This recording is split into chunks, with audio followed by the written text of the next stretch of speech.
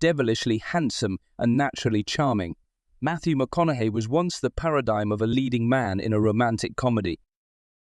However, the Academy Award-winning actor, now 55, chose to literally and figuratively move on to greener pastures nearly 2 decades ago, leaving his curated rom-com dude identity behind in Hollywood and moving to his ranch in Texas, where he could be more selective about roles. Over a span of 5 years, McConaughey starred in The Wedding Planner opposite Jennifer Lopez, How to Lose a Guy in 10 Days with Kate Hudson, and Failure to launch alongside Sarah Jessica Parker. When I was rolling with the rom-coms, and I was the rom-com dude, that was my lane and I liked that lane. That lane paid well and it was working, he admitted. However, he felt like he was on autopilot.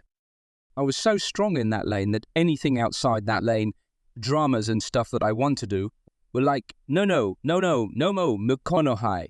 Hollywood said, no, you should stay there, he shared. So since I couldn't do what I wanted to do, I stopped doing what I was doing and I moved down to the ranch in Texas, he said.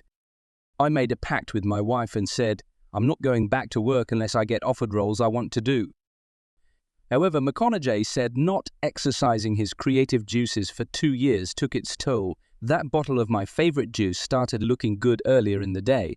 Luckily, Kamida got pregnant with our first child, Levy, so there was purpose coming to look forward to, but I was still like, man's got to work. The couple now have 3 children together.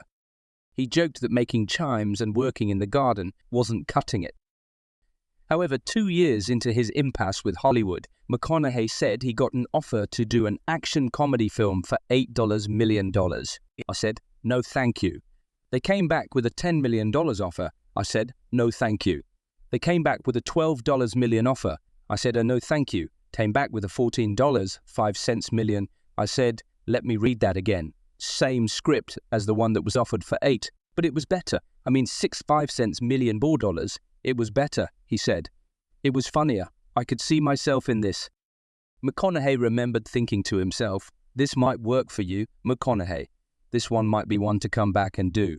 But I said no, that was probably seen as the most rebellious move in Hollywood by me because it really sent the signal, he ain't F-ing bluffing. And when you got someone who's not bluffing, there's something attractive about that. I think that's what made Hollywood go. You know what? He's now a new novel idea.